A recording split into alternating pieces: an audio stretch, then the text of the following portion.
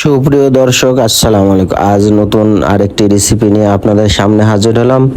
তো আজকে মূলত এক ধরনের তরকারি দিয়ে ভাজি করা হবে।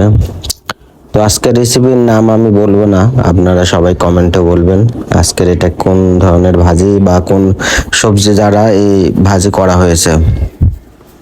তো আপনারা ভিডিওটা স্কিপ করবেন না, দয়া করে স্কিপ না করে পুরো ভিডিও একটু দেখবেন, কারণ ফেসবুকে কাজ করতে আসলে কখনো কারো ভিডিও সামনে আসলে তাকে আমরা ঠেলা দিব না এবং পুরো ভিডিওটা দেখব এবং গঠনমূলক আমরা কমেন্ট করব।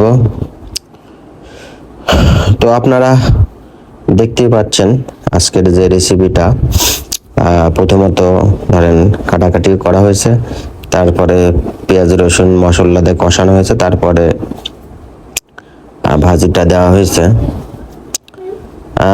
অবশেষে শেষ পর্যায়ে রেসিপিটা। তো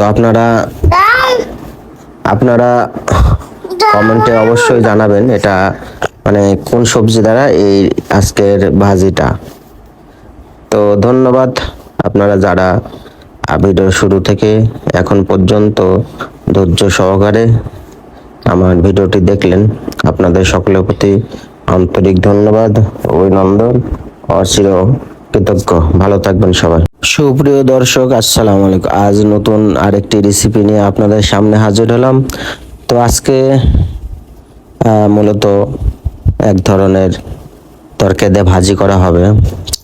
তো আজকের রেসিপির নাম আমি বলবো না, আপনারা সবাই কমেন্টে বলবেন আজকের এটা কোন ধরনের ভাজি বা কোন সবজি দ্বারা এই ভাজি করা হয়েছে।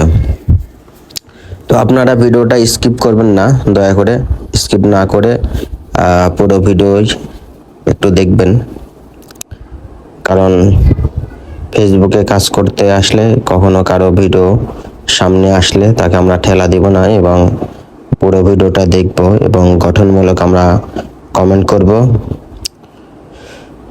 তো আপনারা দেখতেই পাচ্ছেন আজকের যে রেসিপিটা, প্রথমত ধরেন কাটাকাটি করা হয়েছে, তারপরে পেঁয়াজ রসুন মশলা দিয়ে কষানো হয়েছে, তারপরে ভাজিটা দেওয়া হয়েছে। অবশেষে শেষ পর্যায়ে রেসিপিটা। তো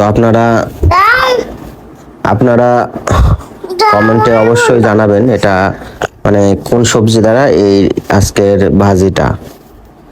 তো ধন্যবাদ আপনারা যারা ভিডিও শুরু থেকে এখন পর্যন্ত ধৈর্য সহকারে আমার ভিডিওটি দেখলেন, আপনাদের সকলের প্রতি আন্তরিক ধন্যবাদ, অভিনন্দন ও চির কৃতজ্ঞ। ভালো থাকবেন সবাই।